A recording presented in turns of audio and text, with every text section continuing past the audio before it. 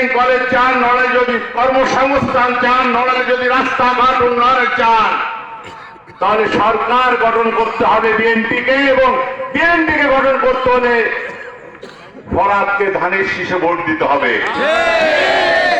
ব্যক্তি ফরাদ কিছুই না, প্রতীক ফরাদ হচ্ছে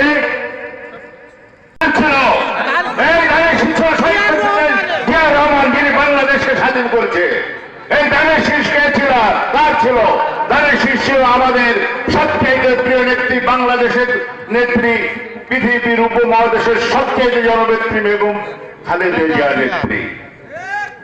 অতএব আমরা এর প্রতি সম্মান রেখে আমরা ওয়াদা করব যে তারেক জিয়াকে বাংলাদেশের প্রাইম মিনিস্টার করব এবং বিএনপি সরকার গঠন করবে, তার জন্য ধানের শীষকে ভোট দিতে হবে।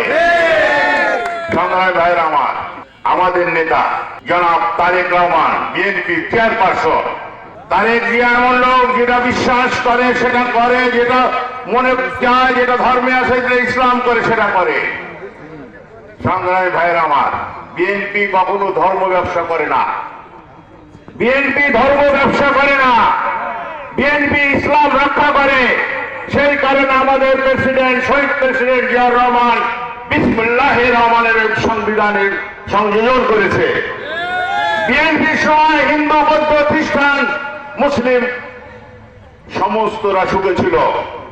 আমরা আর একটা দল আছে যারা ধর্ম নিয়ে ব্যবসা করে, যারা ভেস্টের কিনা বেচা করে।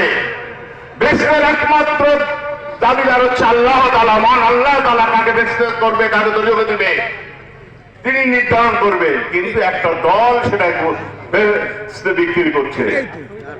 আর একটা দল কি করছে? বাংলাদেশে 1971 সালে এই দেশের স্বাধীনতার বিরুদ্ধে কাজ করছে। 1971 সালে তারা বাংলাদেশকে স্বাধীনতা চায় নাই।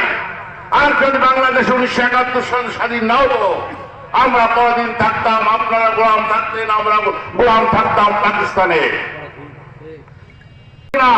বাংলাদেশের মানুষের ভোটের অধিকার রক্ষা করবো কিনা, বাংলাদেশের মানুষের বাক স্বাধীনতা রক্ষা করবো কিনা, বাংলাদেশকে উন্নয়নের পথে নিব কিনা, যদি আমরা এটা চাই তাহলে তারেক জিয়াকে ভোট দিতে হবে, ধানের শীষে ভোট দিতে হবে, কোনো বিকল্প নাই।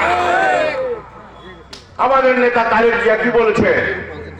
বাংলাদেশে মাদক চলবে না, চলবে না। আমি আপনাদের কথা দিচ্ছি, আপনারা যদি আমাকে এই এলাকার সংসদ সদস্য হিসেবে নির্বাচন করেন, তাহলে নড়াইল, লোহাগড়া, ইভেন কোন জায়গায় মাদক বিক্রি করা চলবে না, সন্ত্রাসী করা চলবে না। হিন্দুদের নিরাপত্তা হবে। বাংলাদেশে যে সমস্ত হিন্দুরা আছে, বিশেষ করে আমার নড়াইলের যে সমস্ত হিন্দু মা বোনেরা আছে, তাদের উপর যদি কোন অন্যায়, অত্যাচার, অবিচার করে, আমরা তাদের দাঁত ভাঙা জবাব দিব এবং তাদের আইনের আশ্রয় আনবো।